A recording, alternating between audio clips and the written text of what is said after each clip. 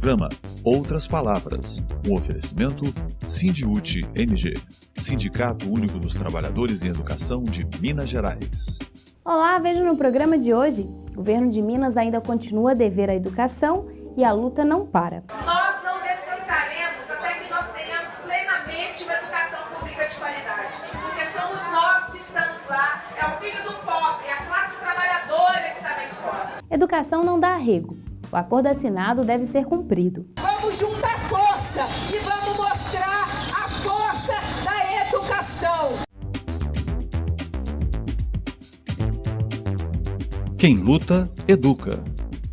Nessa segunda série da entrega da medalha Quem Luta Educa, no último dia 21 de abril, em Ouro Preto, destacamos mais uma vez a disposição do povo em reforçar o coro Lula Inocente, Lula Livre. Ao descerem as ladeiras no dia da Inconfidência Mineira, os trabalhadores e trabalhadoras de todas as regiões do estado não só fizeram as suas lutas locais, por mais saúde, educação, moradia, por água, luz, energia, contra as privatizações que ameaçam entregar a soberania do Brasil, mas também denunciaram a prisão arbitrária de Lula e defenderam a democracia brasileira. Várias organizações estão aqui conosco nesse ato Lula Livre. O MST com seu grito pela terra, nós tivemos o grito do MAB dos atingidos por barragem, os eletricitários trouxeram o seu grito contra a privatização da Eletrobras, classe trabalhadora, metalúrgicos aqui presentes, nós da educação trouxemos o nosso grito por educação de qualidade, por respeito e pelo pagamento do piso salarial profissional nacional. Muita gente fazendo seu grito, mas um grito nos unifica. Lula inocente, Lula livre. Por um país soberano e sério e contra o saque dos nossos minérios. Essas foram as palavras de ordem de Luiz Guimarães, do Movimento pela Soberania Popular na Mineração, que recebeu a medalha em nome de Frei Gilberto, da paróquia de Belisário, em Muriaé. Um grande lutador em defesa da natureza, da mãe terra e dos povos oprimidos. Um senhor armado veio atrás de Frei Gilberto e falou: senhor Frei, o senhor está falando demais em mineradora. E mostrou a arma para ele. Falou: Frei, se você falar em defesa das comunidades mais uma vez, eu vou voltar aqui e não vai ser bom para o senhor. Então, uma ameaça clara. Mais uma vez, o capital e essa elite realiza a todos aqueles e aquelas que lutam pelo direito do povo brasileiro em defesa dos nossos povos e dos nossos territórios. Uma saudação muito especial a duas guerreiras, sobreviventes da lama da Samarco, Vale e BHP. Com a filha de apenas 3 anos nos braços, a pequena Sofia Marques, Simone Silva contou emocionada a realidade sofrida que as duas estão vivendo hoje, juntamente com a família. Não podemos aceitar que essas criminosas, assassinas, continuem financiando esses governos golpistas que vêm nos destruir. Então, não a Samarco, não a Renova. Precisamos unir, precisamos lutar, precisamos resistir para existir.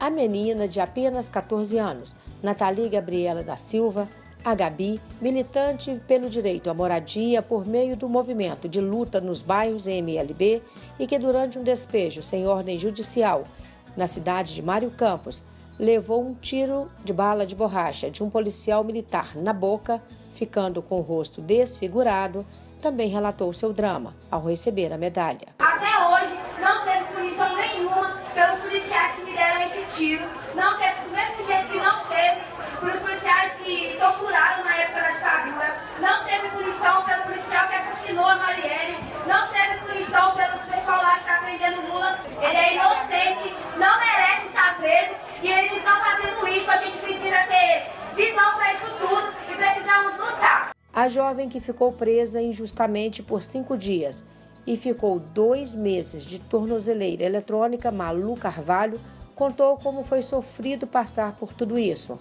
e disse que encontrou apoio, entre outros, do movimento de mulheres Olga Benário e da casa de referência Tina Martins. A gente tem que lutar para isso parar de acontecer e que pelo menos os policiais que fizeram isso com a gente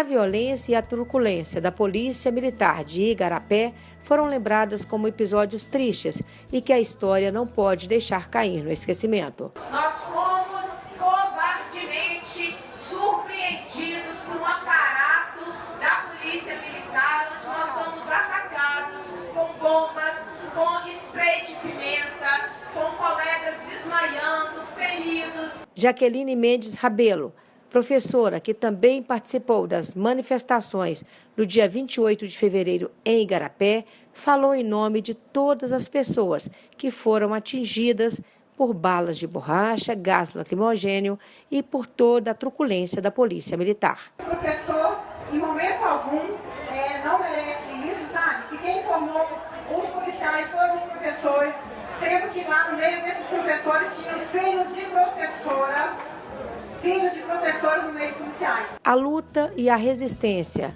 do acampamento Lula Inocente, Lula Livre, em Curitiba, foi referenciado com uma medalha, assim como o presidente Luiz Inácio Lula da Silva. Ambos foram representados pela professora Rose, uma das coordenadoras do acampamento. É para a luta e a resistência em Curitiba, mas que nos dê esperança, e nós precisamos construir um também em Belo Horizonte. E a outra, nós queremos mandar para um companheiro que está em Curitiba, nós queremos mandar então uma medalha para o nosso presidente Luiz Inácio Lula da Silva. A professora de História, Rose, do acampamento Lula Inocente, Lula Livre, no Paraná, também se emocionou ao receber a homenagem e falou de seu sentimento e percepção sobre a cidade de Ouro Preto. Isso aqui é um centro histórico para o nosso país. Não é o Tiradentes apenas, é a ideia de um país livre, de um país sem ser colonizado, de um outro tipo de independência, da independência dos negros, dos trabalhadores, das mulheres. Paulinha Silva, do Levante Popular da Juventude, surpreendeu Beatriz Cerqueira ao mencionar de maneira simples e objetiva porque a coordenadora do Sindiúti e presidenta da CUT Minas também merecia ganhar a medalha Quem Luta Educa. É uma mulher excepcional, que está sempre do nosso lado, enquanto os alunos, então, parabéns.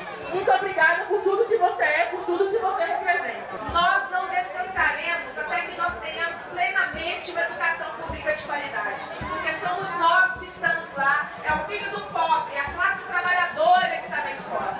A filha do ex-presidente Lula, Lúrian Cordeiro Lula da Silva, que também recebeu neste 21 de abril a medalha Quem Luta Educa, disse que os caluniadores de Lula vão pagar dobrado cada lágrima rolada. Nós estamos aqui na luta, nós não vamos nos calar, nós queremos provas, queremos Lula livre, porque Lula é inocente e nós não vamos aceitar enquanto ele não estiver no braço do povo. E para finalizar, eu queria falar uma frase do Chico Buarque, que eu acho que retrata muito o que ele está passando lá e o que a gente sente. Você vai pagar e é dobrado cada lágrima rolada nesse meu penário. Obrigada, Minas Gerais! A medalha Quem Luta Educa também foi entregue a 2 importantes coletivos organizados de resistência e de combate a todo tipo de violência, opressão e em defesa da soberania e da democracia brasileiras. Linhas Horizonte, Grupo Alvorada, porque tem sido um espaço, lugar e uma simbologia de resistência muito grande. As flores que vários de nós recebemos hoje é da Linhas do Horizonte. Então a gente vai levar a medalha para eles. Você também recebeu uma flor, né? Vai levar a medalha Quem Luta Educa para eles.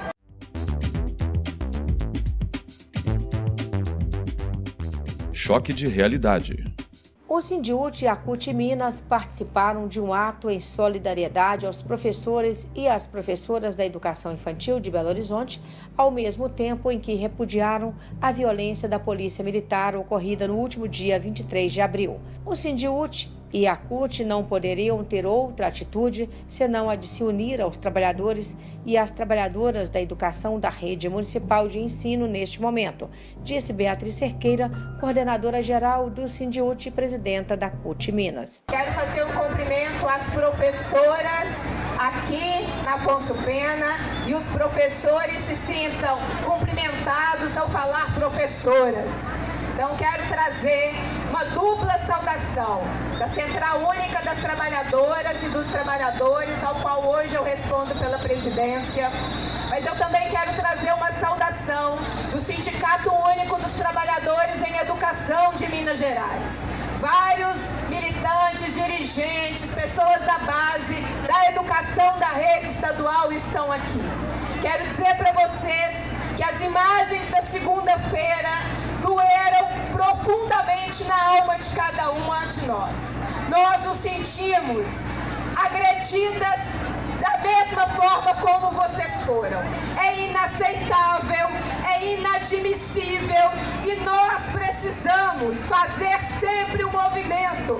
Quando mexe com uma, mexe com todas nós. Ou a educação se levanta toda junta quando alguém ousa levantar a mão agressivamente pra gente, ou a gente reage fazendo com que a gente se junte.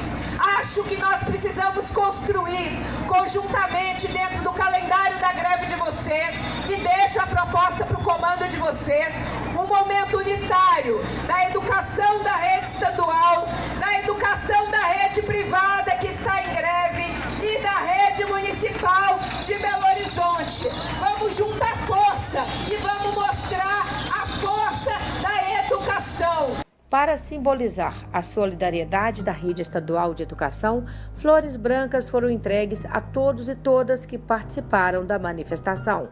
Na sala de aula não há idade nem cor, por isso aceite e respeite o meu professor. Bora lá, bata palmas pra ele, bata palmas pra ele, bata palmas pra ele, que ele merece. O Sindicato Único dos Trabalhadores em Educação também denunciou a violência que os profissionais da educação sofreram no último dia 28 de março, em Igarapé, durante uma manifestação na BR-381. À disposição da denúncia do aparato repressivo do Estado, do qual nós fomos vítimas em diferentes ocasiões.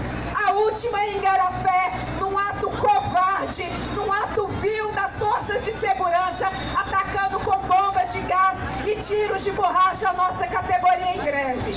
Nós poderíamos trazer muitos símbolos, mas a gente não combate ódio com ódio, porque quando a gente faz isso, a gente se torna igual àqueles que nós combatemos. Nós estamos juntos e juntas. Viva a educação pública, viva a classe trabalhadora! Beatriz Cerqueira cobrou do governador Fernando Pimentel e do prefeito Alexandre Calil explicações à sociedade sobre a violência praticada contra os profissionais da educação de Belo Horizonte. O governador Fernando Pimentel e o prefeito Calil devem explicações à sociedade mineira. Não pode ser normal e não pode ser naturalizada nenhuma forma de violência. E quando as nossas professoras, aquelas que estão na fase mais importante da criança, que é a educação infantil, vêm à rua pela legítima batalha da equiparação, essa luta tem que ser de todas nós. Cada sindicato tem que fazer o debate com a sua base, porque estão nas UMEIs os filhos e filhas da classe trabalhadora. Então nós temos que estar nessa luta. Atualidade. O Outras Palavras desta semana traz uma síntese do debate provocado pelo programa Roda de Conversa, produzido pelo Sindiúti e apresentado pela jornalista Solange Bastos. O projeto Brasil Cidades, que nasceu de uma formulação da Frente Brasil Popular, mas já se constitui numa ampla rede de ação coletiva em torno da agenda urbana para pensar as cidades, foi pautado. Em maio próximo, Em São Paulo, acontecerá o Fórum Nacional BR Cidades, que vai reunir pesquisadores, representantes de movimentos sociais, sindicais, estudantis, da juventude, população negra, coletivos LGBTs, enfim, todos os segmentos da sociedade brasileira. A tarefa é grande: avançar num diagnóstico sobre a situação urbana do Brasil e apontar possibilidades para um novo ciclo de democratização, retomando o protagonismo das cidades no cenário político brasileiro. E é sobre isso que nós vamos falar agora com a arquiteta e professora da UFMG, Natasha Rena, e a advogada Débora Sá, militante do Movimento dos Trabalhadores e Trabalhadoras por Direitos, MTD. A gente falou do Congresso do Povo no programa anterior. Como é que vai ser a união do Plano Popular de Emergência, do Congresso do Povo e do Fórum BR Cidades? Existe uma frente organizando, essa frente tem diversas organizações populares, movimentos, sindicatos, alguns partidos. Então, essa frente, ao mesmo tempo, ela constrói esse projeto Brasil, ela constrói o Congresso do Povo, e os militantes que estão na frente, que perpassam por esses dois espaços, que vão fazendo essa síntese, né? Então tudo que for construído no Congresso do Povo vai ser formulado, vai ser sintetizado para acumular para o Projeto Brasil. Então, ao mesmo tempo que eu participo do GT de Cidades, eu estou lá na Pátria Livre fazendo trabalho de base, construindo o comitê do Congresso do Povo, da Frente Brasil Popular na Pedreira. E aí é responsabilidade estar sintetizando esses dois espaços para a construção de um projeto só. Essa proposta do projeto não se trata de um projeto de governo, né? Não é uma proposta de governo. A gente está criando, é uma convocatória para a sociedade, não é isso? Não se trata de propor programas. Também perpassa por isso, mas é essencialmente um projeto de Estado. E o que é o projeto de Estado? Né? É a gente pensar o Brasil como um todo, é a gente pensar as riquezas, um modelo econômico, político, cultural, ambiental, que indique a distribuição da riqueza não baseado nos interesses das grandes corporações, não baseado no lucro, mas como isso pode melhorar as condições objetivas e a qualidade de vida do povo brasileiro, como é que isso pode diminuir a exploração, como é que isso pode aumentar a liberdade, como isso pode diminuir as desigualdades que existem. Ele vai perpassar pela igualdade, pela diversidade, ele vai tentar romper com essa cultura escravista que a gente tem, com essa sociedade colonial ainda, que tem muitos resquícios da ditadura, é uma sociedade patriarcal, enfim, tenta romper com essas desigualdades, mas ao mesmo tempo também quer desenvolver o país, quer pensar uma forma da economia, só que essa economia, ela prospere para o bem do povo. Quando o Projeto Brasil vai dizer queremos um projeto de desenvolvimento para o Brasil, não é um desenvolvimento predador que priorize somente as forças capitalistas. A ideia é que esse desenvolvimento ele seja popular. Então nós queremos desenvolver, queremos metrô. Mas como é que esse metrô vai ser feito? Que passagem é essa? Para onde vai esse recurso? Né? Quem vai pagar essa passagem? A gente teve um período de grandes avanços, sobretudo a partir dos governos Lula e Dilma, em termos de aumento da capacidade de consumo dos mais pobres, né? De incorporação de uma parcela dos mais pobres, né? A determinados mercados consumidores, né? De geração de emprego. Mas as nossas cidades passam a viver vários problemas do ponto de vista da moradia, da mobilidade urbana, tudo isso vai acumulando. Queria te pedir para vocês duas comentarem um pouco assim, como que se dá esse processo, então, as contradições desse primeiro momento, né, que é o ciclo que alguns chamaram de neodesenvolvimentista, né, do PT. Então, já pegando esses dois ganchos, eu acho que primeiro a gente tem que estabelecer de onde é que a gente está partindo aqui, né? A gente entende que o Brasil está vivendo um processo de golpe, está tendo muitos retrocessos nos direitos, e as políticas, né, que vinham sendo feitas nos governos Lula e Dilma, assim, as políticas sociais deram um avanço em algumas questões para a população, né, o aumento do poder de consumo, a retirada das pessoas da miséria, a entrada de muita gente na universidade. Então, essas melhorias com o processo do golpe foram barradas. E aí, de 2016 para cá, a Frente Brasil Popular, que a gente já trocou essa ideia aqui, pensou o Projeto Brasil Popular. O que é o Projeto Brasil Popular? O Projeto Brasil Popular é um projeto de desenvolvimento da nação, né? Que a gente entende que ele tem que ser construído pensando, juntando o conhecimento científico, mais as experiências práticas das organizações populares, né? De forma que também, isso é uma coisa cíclica, né, que a gente fala. O conhecimento, a gente produz um projeto, ele vai para o povo levanta questionamentos, ele vai voltando, e assim a gente vai trocando essa ideia e construindo um projeto que tem a participação popular real. E, ao mesmo tempo, a gente dos movimentos está lá com o povo construindo. E aí dialoga muito com o Congresso do Povo, né? O Congresso do Povo também é um pouco disso, da gente estar levantando questões até para acumular mais para o Projeto Brasil, né? Em relação aí à questão da mobilidade, a Hermínia Maricato, ela já esteve aqui nesse programa conversando conosco sobre isso, e ela fazia um alerta que a gente também não percebe muito. Ela fazia uma crítica à construção da cidade administrativa, dizendo que para além da questão imobiliária, da especulação, que é grande, que ali a gente já sabe quem hoje favoreceu de fato, né? Tem a questão da própria organização popular, né? Porque distancia o povo do lugar do poder. Ou seja, antes a gente mobilizava na Praça 7, na Praça da Liberdade, onde estava o centro do poder, né? Daí eu falo do poder executivo, né? Fazia nossas pautas gritarem, ecoarem. Agora lá na cidade administrativa, longe para dedéu, difícil de chegar, ou seja, isola o poder do povo. E aí? Então é também dentro dessa questão da mobilidade, a gente não esquecer de incluir nosso poder de organização. O povo precisa estar perto do poder. Essa estratégia de colocar o centro administrativo longe das áreas já consolidadas, urbanas, várias cidades brasileiras já passaram por isso. Eu acho que o exemplo mais notável, sem dúvida, é Salvador. E o que esse afastamento do centro administrativo tem como consequência não é apenas dificultar a participação social, o acesso ao poder por parte da população, mas é principalmente a estratégia de valorização imobiliária, de especulação imobiliária que essa ação, essa iniciativa de jogar para fora da cidade os centros administrativos acarreta.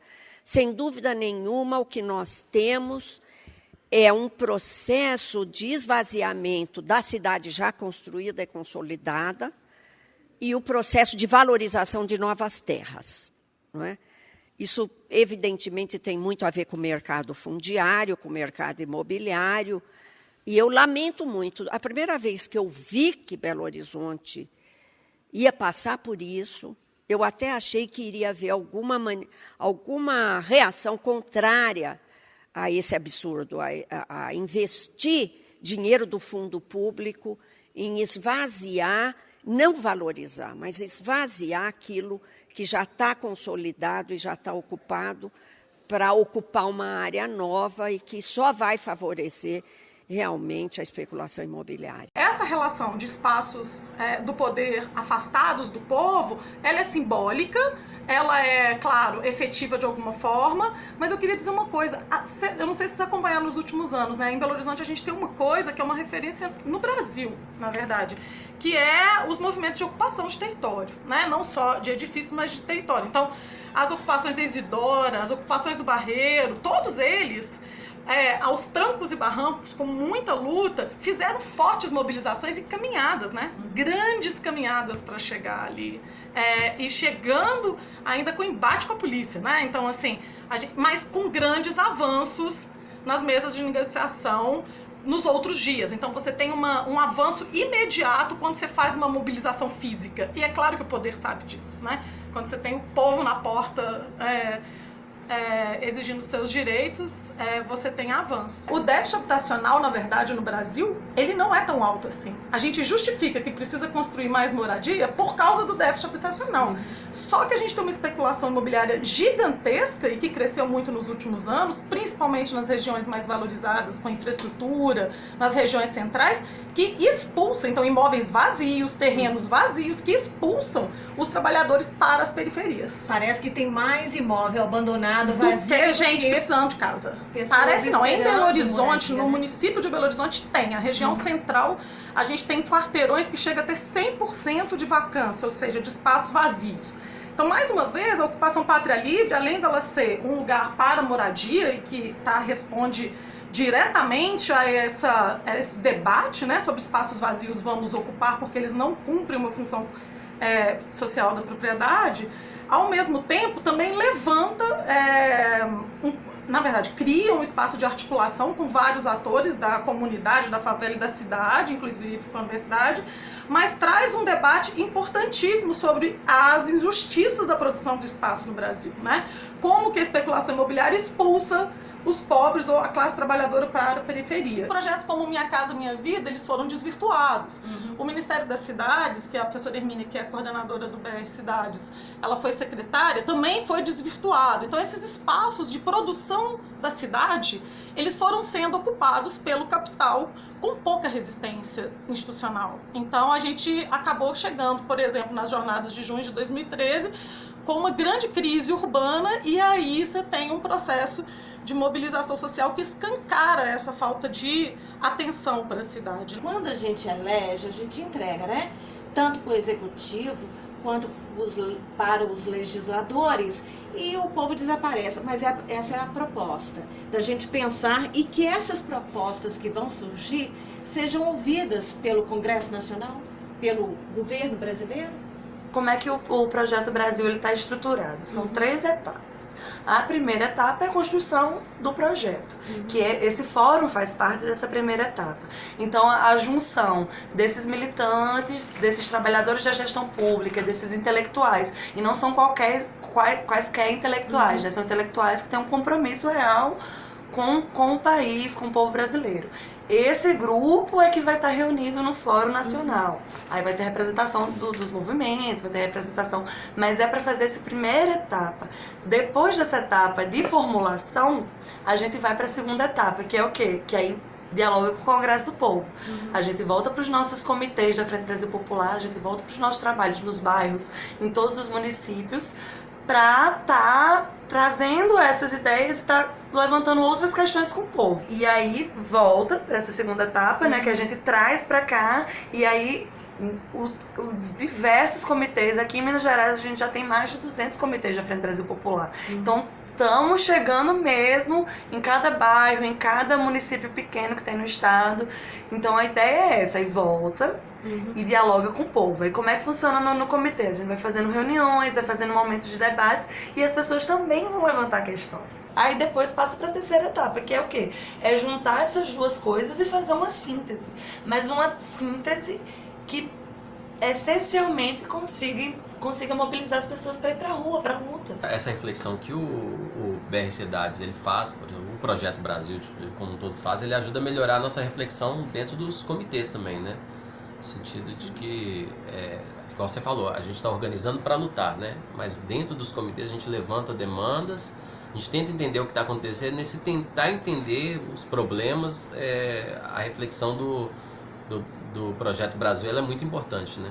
E a gente os movimentos precisam fazer um esforço para tentar fazer com que as pessoas se apropriem disso, né? Qual é o Estado que a gente quer e como é que o povo pode interferir nesse Estado. A gente está contando que a gente vai pensar uma forma diferenciada de organização do Estado e que tenha controle social e que tenha participação do povo nas decisões e principalmente que os projetos que venham do governo eles perpassem por uma perspectiva popular. A gente tem as nossas lutas locais, né? Mas a gente tem que entender que há uma conexão, né, geral dessas lutas, né? E que é preciso construir um projeto nacional de nação soberana, né? Porque sem isso tudo mais é afetado negativamente, a gente perde, né? Então todas as nossas lutas locais, as lutas das ocupações urbanas, todas as lutas por direitos, né?